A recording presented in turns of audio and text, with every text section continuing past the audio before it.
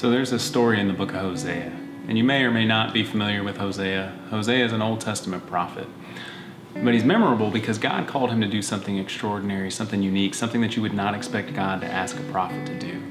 At the very start of his ministry, God says to Hosea in chapter 1, verse 2, Hosea, I want you to go and I want you to marry a prostitute. Hosea, go and pick yourself a prostitute to be in covenant with for the rest of your life.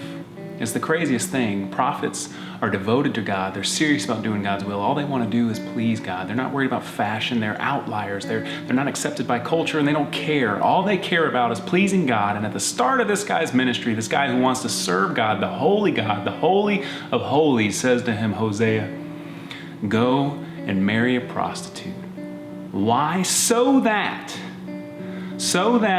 you will have kids and you won't even know if those kids belong to you. And it may not be exactly how it reads, but believe me, that is the gist. That is the intent behind God's instruction. Go and marry a prostitute so that when you two have kids, you won't even know if they are yours. And Hosea, I want you to do this in order to illustrate the way that Israel treats me.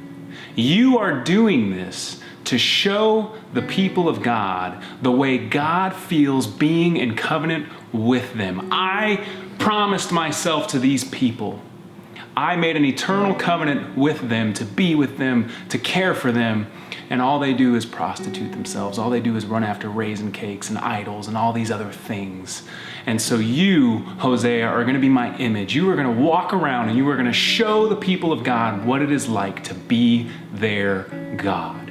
All of that contained in chapter 1, verse 2. And when I sit there and I think about that, the implications of it in this best life now world, where we want God to be in charge of our lives and bless us, and we want to dream big dreams, God-sized dreams. I saw a sign the other day. Here's the thing that you got to understand about God's will for your life. God's will for your life is not necessarily always about you.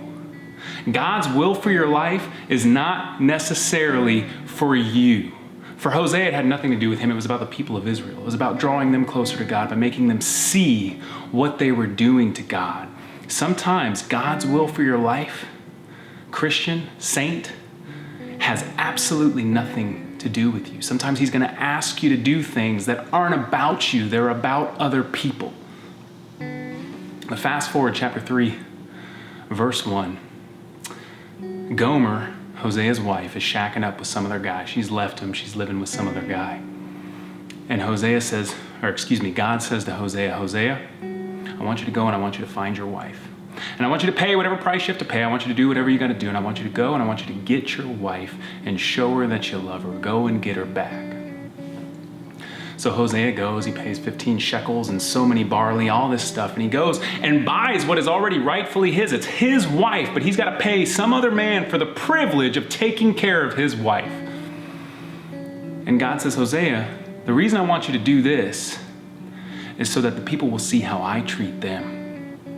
I want the people to be able to see what it is that I do for them. You see, when it comes to God's will for your life, it's not necessarily all about you. God could be using you for somebody else and for something else. But when it comes to God's love for you, what he will do for you, it is all about you. He will pay whatever price. He will go to whoever's house. He will track you down and do what he needs to do. Because when it comes to God's love for you, it is all about you.